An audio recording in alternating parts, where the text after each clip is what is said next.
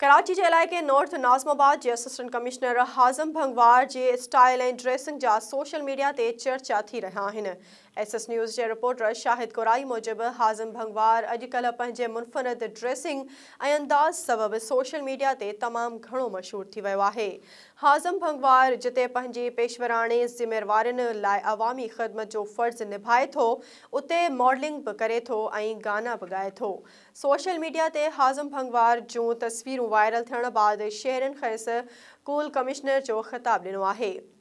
हाज़िम भंगवार ज़िले इंतज़ामिया जो हिस्सो हूंदे सफ़ाई सुथराई, हद दख़लनि जे ख़ात्मे ऐं प्राइस कंट्रोल लाइ दौरा करे थो ऐं गॾोगॾु पंहिंजे शौक़ लाइ मौसीक़ी ऐं फ़िलाही कमनि खे बि वक़्तु ॾिए थो। हाज़िम भंगवार परडे॒ह में फैशन डिज़ाइन ऐं मार्केटिंग में ग्रेजुएशन कई ऐं बाद में मौसीक़ी जे शोबे में लॻी वियो। पाकिस्तान अचण बाद हू SPSC जो इम्तिहान ॾेई असिस्टेंट कमिश्नर बणिजी वियो। हाज़िम भंगवार जो वालिद अली अकबर भंगवार पुलिस में DIG ऐं संदसि अमड़ फेरोज़ अकबर जो तालुक़ु इराक़ सां आहे ऐं हू आर्किटेक्ट आहे। हाज़िम भंगवार चयो त अमरीका में मशहूर गुलकारनि सां गॾु कमु कयो आहे, पर ओचितो संदसि दिमाग़ में उहा ॻाल्हि आई त हू ॿियनि लाइ करे सघे थो त पंहिंजे लाइ छो न। पोइ हुन पंहिंजो पहिरियों गीत हराम रिलीज़ कयो, जंहिंखे माण्हुनि पसंदि कयो।